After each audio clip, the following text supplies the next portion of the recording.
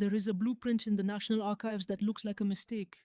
It shows the armor thickness of a tracked American fighting vehicle, hull front, hull sides, hull rear, and turret. The numbers on the drawing are small, 25 millimeters at the thickest point.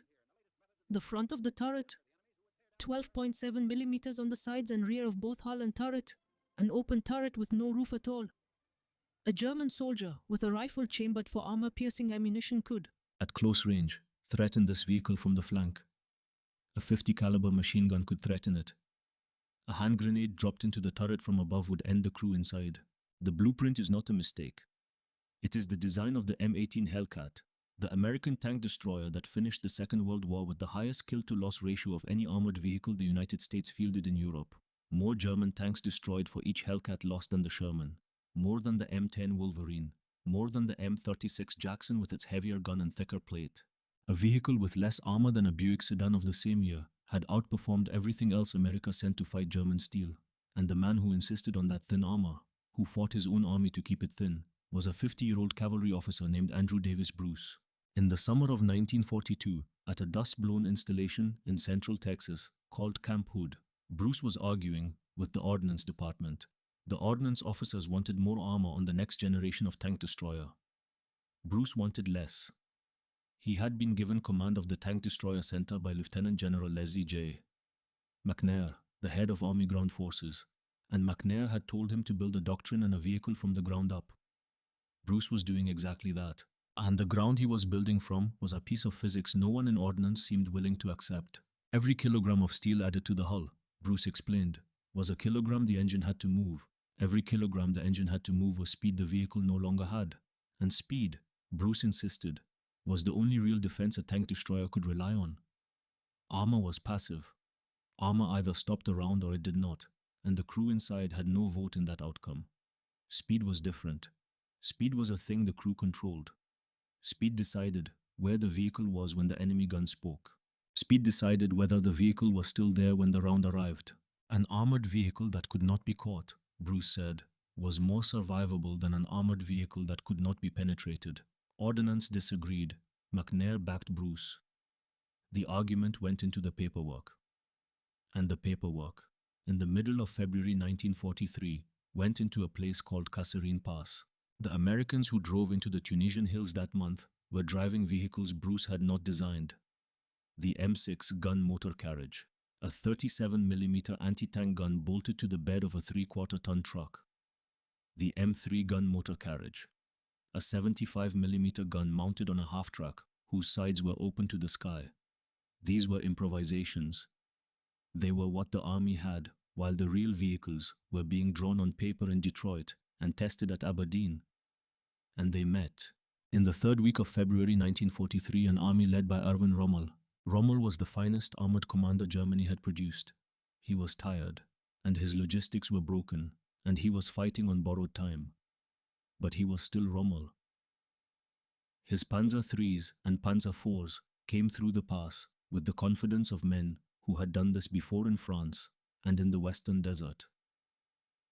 The American tank destroyer units in front of them fired 37mm rounds at frontal armor those rounds could not defeat. The rounds struck and bounced. The crews watched their shots hit German steel and skip off into the sand. And then the Germans came within range of their own guns, and the half-tracks, with the open sides, began to burn. The tank destroyer concept, in its first serious test against a real enemy, had failed, not marginally, not with room for interpretation. The doctrine that said speed and mobility could compensate for firepower and protection had been placed in the mouth of Rommel's Afrika Korps. And the Afrika Korps had spat it back. In Washington, senior officers began to ask whether the whole program should be shut down, whether the tank destroyer battalions, which by early 1943 numbered more than 70 on paper, should be broken up and their personnel returned to conventional armor. Bruce's office at Camp Hood received the questions in writing. So did McNair's office at Army Ground Forces. McNair did not shut the program down. He read the after-action reports from Tunisia. He read the recommendations to abolish the tank destroyer force. And he made a decision that shaped the next 2 years of American armored warfare. The concept, he said, was sound. The equipment was wrong. What the army had sent to North Africa was not what the tank destroyer doctrine had asked for. The doctrine had asked for a specialized fast anti-tank vehicle designed from scratch for the role. What it had received were trucks and half-tracks with guns bolted on. Judging the doctrine by the performance of the improvisation was, McNair argued, unfair to both. Build the real vehicle, then judge. The real vehicle, in its first form, was the M10 Wolverine. It used the chassis of the Sherman, which meant it was mechanically reliable and used parts the Army already stocked. And it carried a 3-inch gun in an open-topped rotating turret. The 3-inch gun was a serious weapon. It could defeat most German armor at combat ranges in 1943. The M10 was heavier than anything Bruce had wanted, more than 30 tons combat weight, and its top road speed was 30 miles per hour, which Bruce considered a failure. 30 miles per hour, he pointed out, was 2 miles per hour faster than a Panther.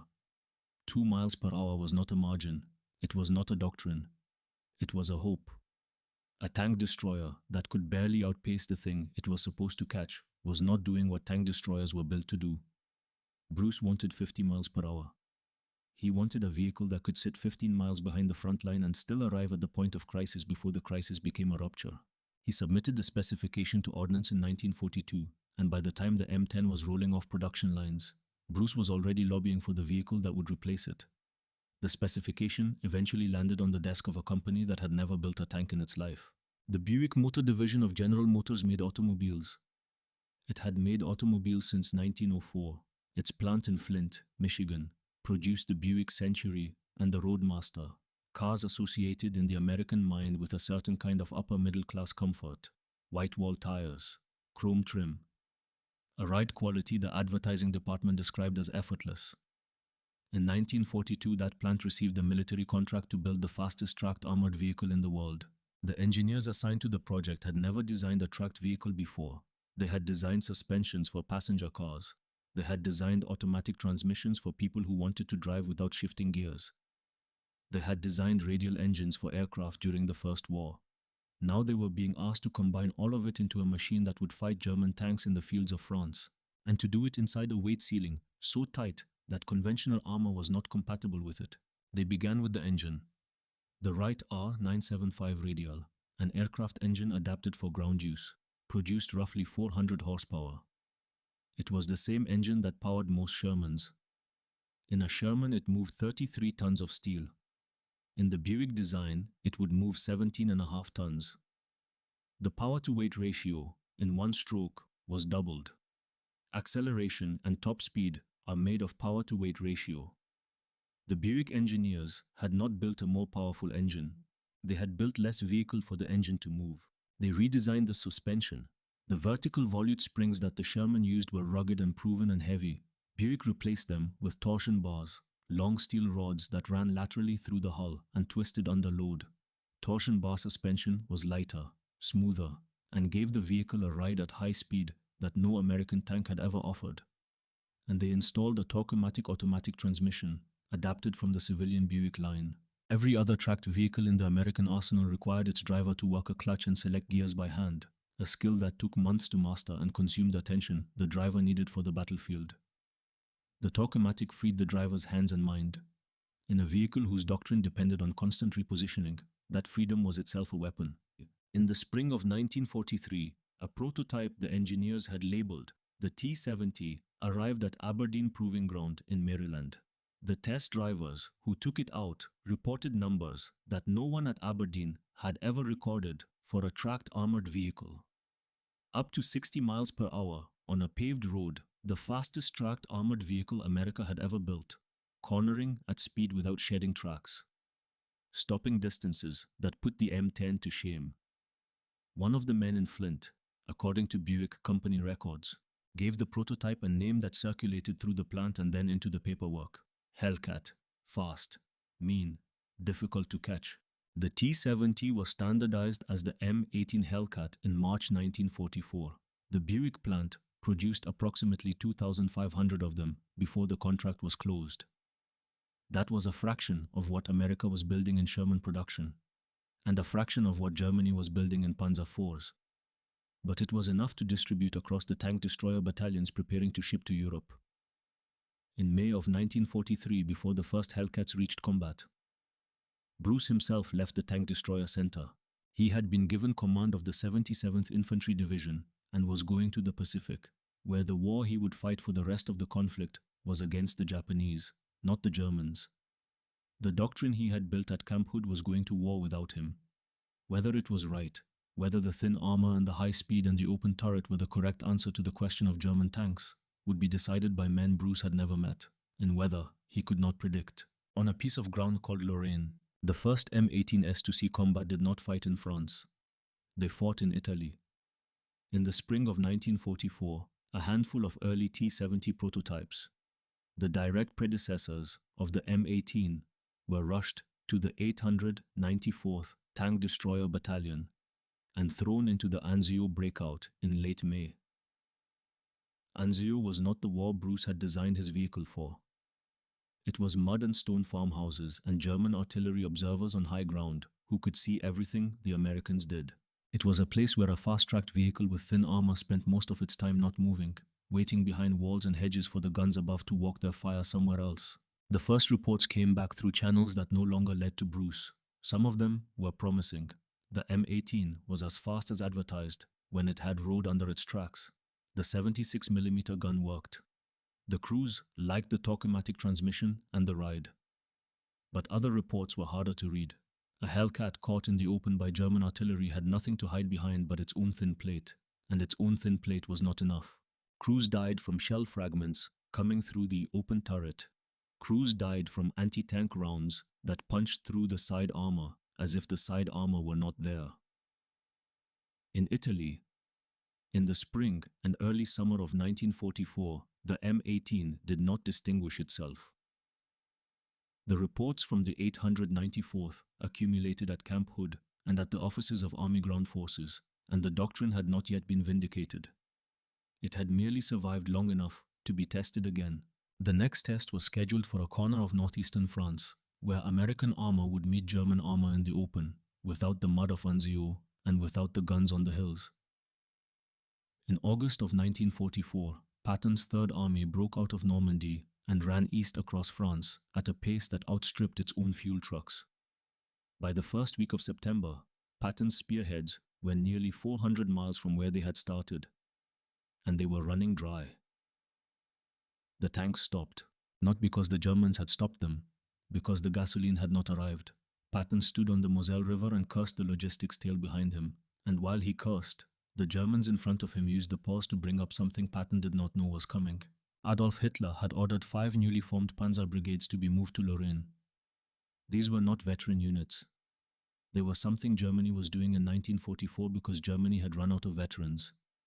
Fresh Panther tanks straight from the factory, crewed by men who had trained on them for weeks rather than years, organized into brigades whose tank strength on paper looked substantial and whose crew experience did not match the equipment. The Panther Ausf G was, by any technical measurement, superior to anything the Americans had. Its 75mm gun could destroy a Sherman at ranges beyond which the Sherman could reply. Its frontal armor could not be reliably penetrated by any American tank or tank destroyer gun at combat range. On paper, the operation should have worked. In the terrain around a village called Aracourt, on the morning of the 19th of September 1944, it did not work. The fog came down before dawn.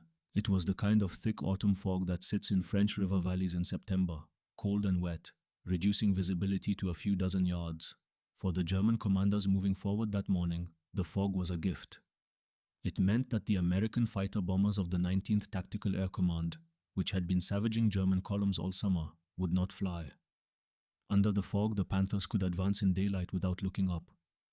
Panzer Brigade 113, commanded by a 45-year-old career officer named Erich Freiherr von Zeckendorf, moved along the roads west of Aracourt with roughly 45 Panthers and 11 Jagdpanzer IVs in his order of battle, supported by the Panzer Grenadier Battalion attached to the brigade.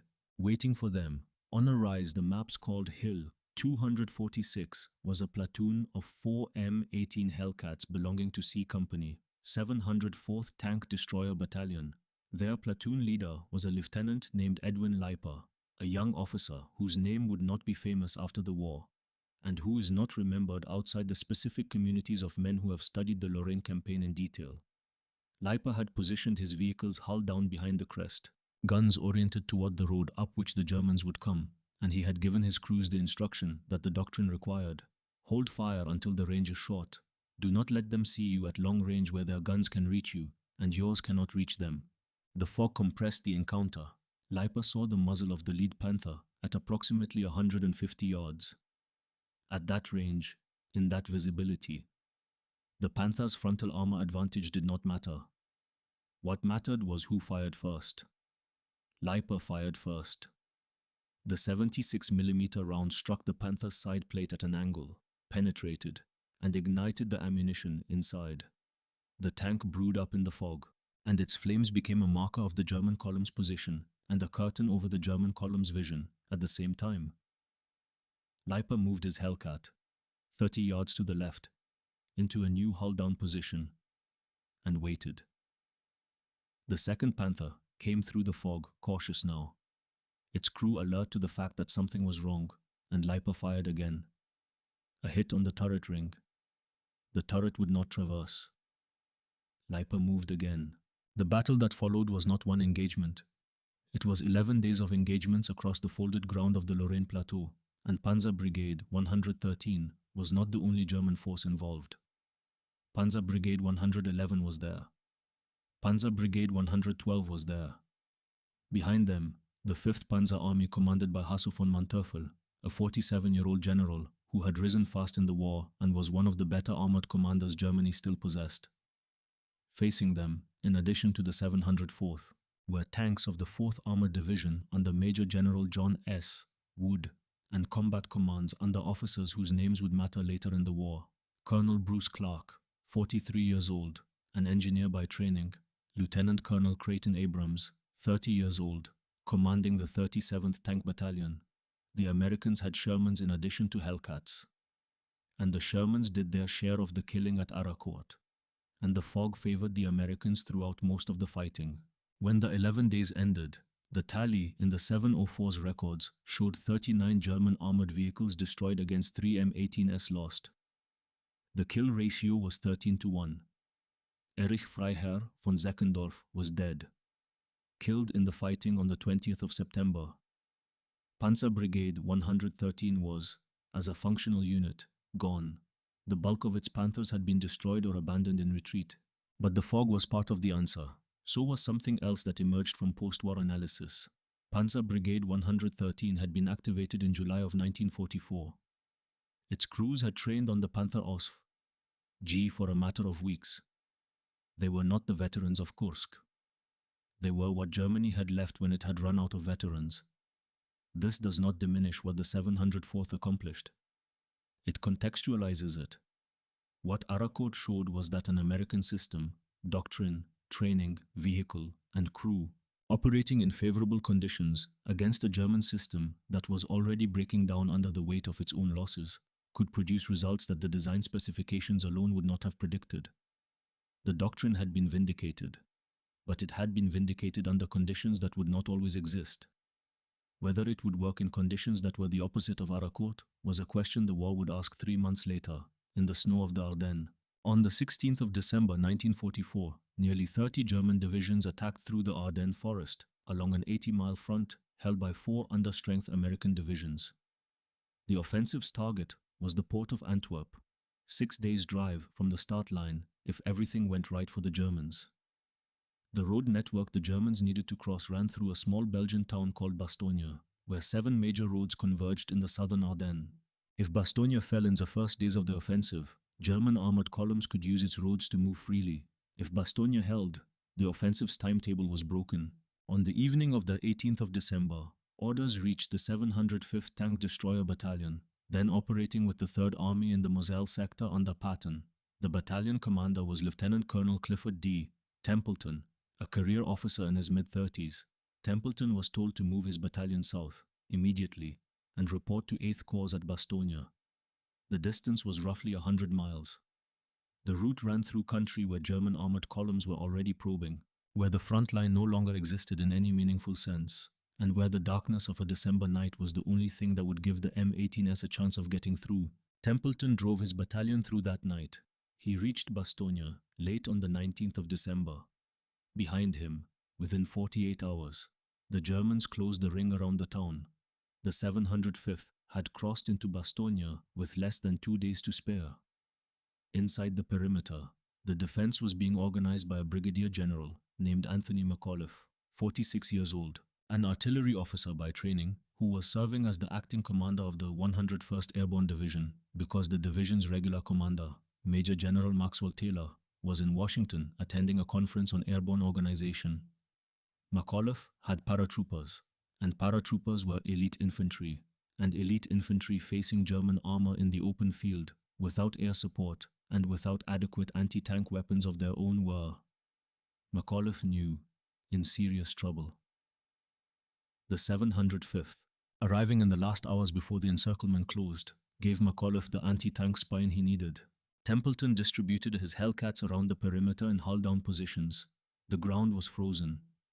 Digging was slow and difficult. The snow gave the M18s a partial camouflage that was betrayed by the black lines their tracks left across the white ground behind them. The 705th's crews worked through the 20th and the 21st of December, preparing positions they intended to hold until Patton arrived. The irony was not lost on anyone who had studied the doctrine. The vehicle had been designed for constant movement. At Bastogne it would sit still. The weather closed in on the 20th. Fog and low cloud grounded the Allied fighter bombers, and without air support the men on the perimeter learned what it felt like to fight the German army the way the German army had been fighting them, without an umbrella overhead. On the 22nd of December, 4 German soldiers under a white flag entered the American lines carrying a demand for surrender. It was delivered to McAuliffe. His response, one word, was the response of a man who had reached a certain kind of clarity about his situation. Nuts. The word confused the German officer who received the translation. It confused most Germans who heard it later. What it meant, in the American idiom, was refusal. The Americans were not going to surrender Bastogne. The Germans were going to have to take it if they wanted it. The weather cleared on the 23rd. The fighter bombers came back. Supply aircraft dropped ammunition and food and medical supplies into the perimeter by parachute. The men inside were still hungry and still cold and still short of everything the fighting required, but they were less alone than they had been 48 hours earlier. The Germans, who could count the days on the same calendar the Americans were using, understood that their window was closing. Patton was coming from the south. The relief column was still miles away and moving through the same weather and terrain that had slowed everyone else. But it was coming. Christmas Day, 1944. The assault on the southwestern sector of the Bastogne perimeter began at approximately 7 in the morning. It came from a German division that had been fighting since Poland and had absorbed every hard lesson of the war.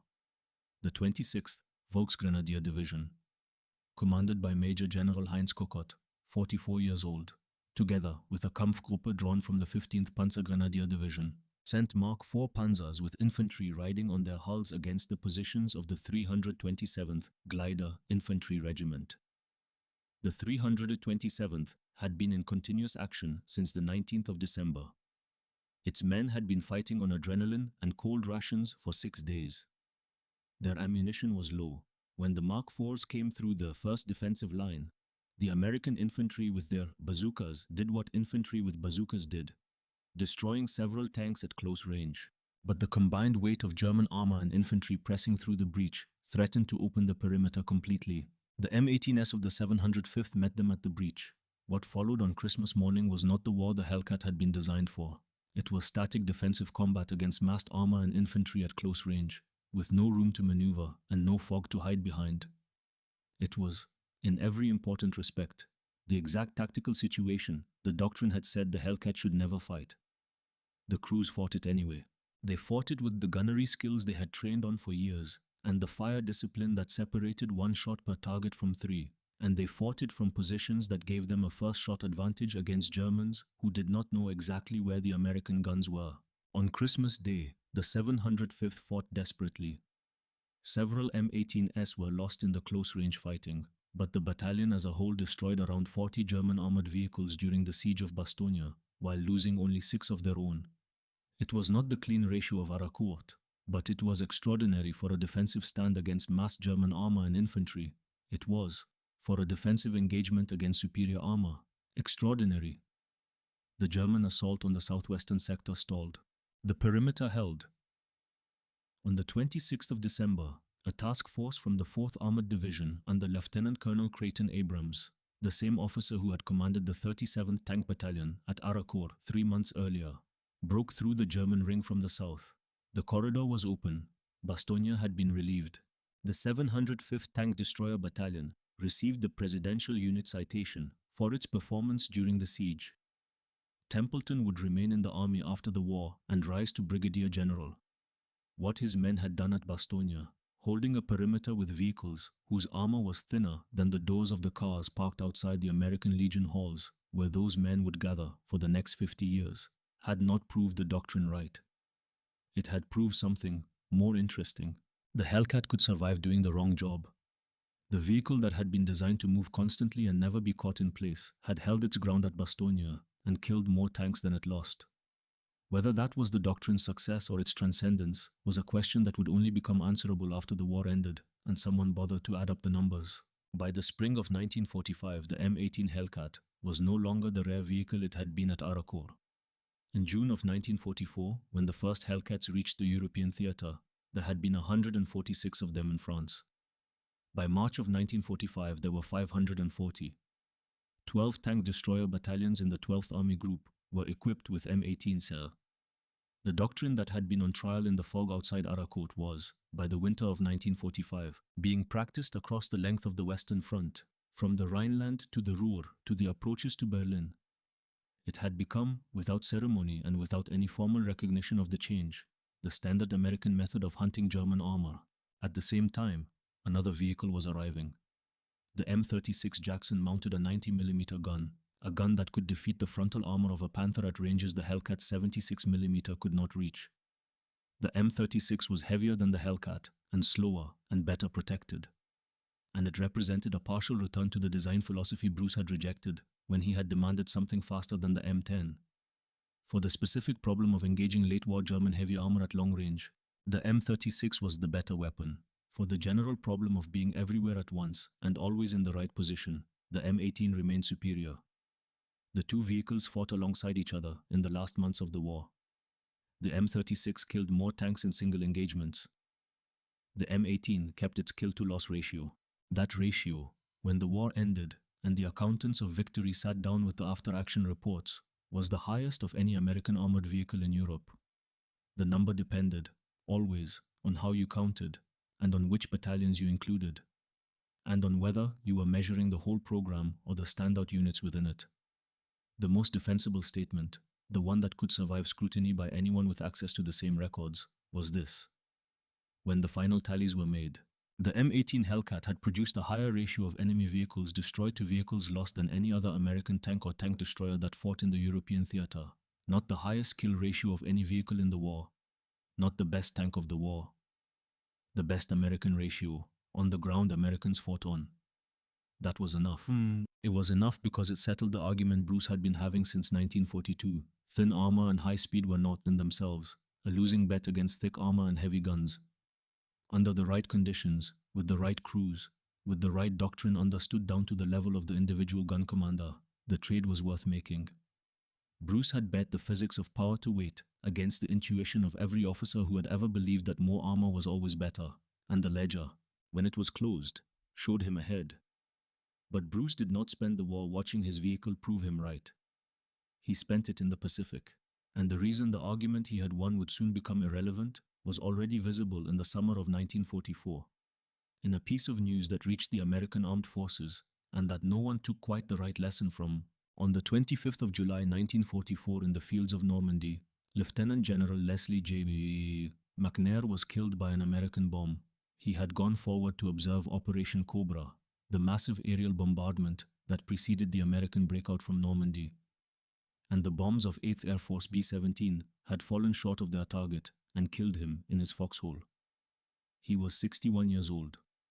He was the highest-ranking American officer to die in the European theater, and he was the single most important political defender the tank destroyer program had in the United States Army. Without McNair, the program lost its patron. Without McNair, Bruce's doctrine had no one at the top of the chain of command who would fight for it against the officers who had never believed in it. McNair died in July. Aracourt was in September. The Vindication came 2 months after the Vindicator was already in the ground. The war ended in May of 1945 in Europe and in September in the Pacific.